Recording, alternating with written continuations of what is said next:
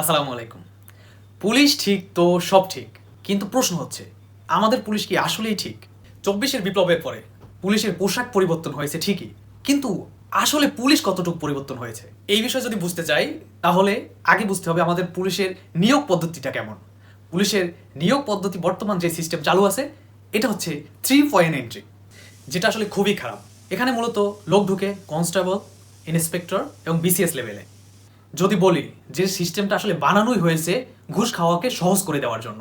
একটু খেয়াল করে দেখুন, যারা ইন্সপেক্টর পদে আছে বর্তমানে, তারা কিন্তু যথেষ্ট পরিমাণে পড়াশোনা করা মানুষ।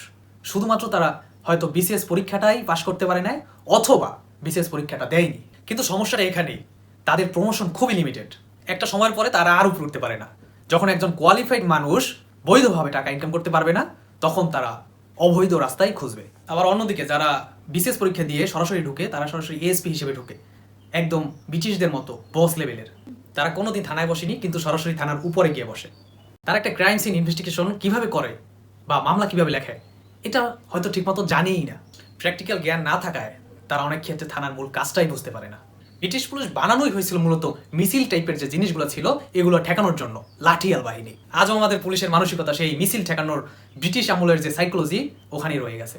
ব্রিটিশরা যখন এটা বানিয়েছিল, তাদের মূল উদ্দেশ্য ছিল শাসন এবং দমন করা, সেবা নয়। তারা এমন সিস্টেম করেছিল যেখানে কনস্টেবল থেকে ইন্সপেক্টর পর্যন্ত একটা জগৎ, আর অফিসারদের জগৎ টোটাল আলাদা।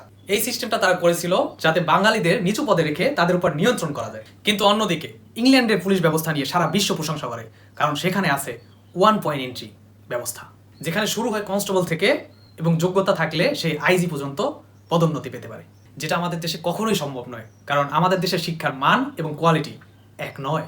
তাহলে সমাধান কি? আমাদের উচিত 2 পয়েন্ট এন্ট্রি সিস্টেম চালু করা বাংলাদেশের জন্য।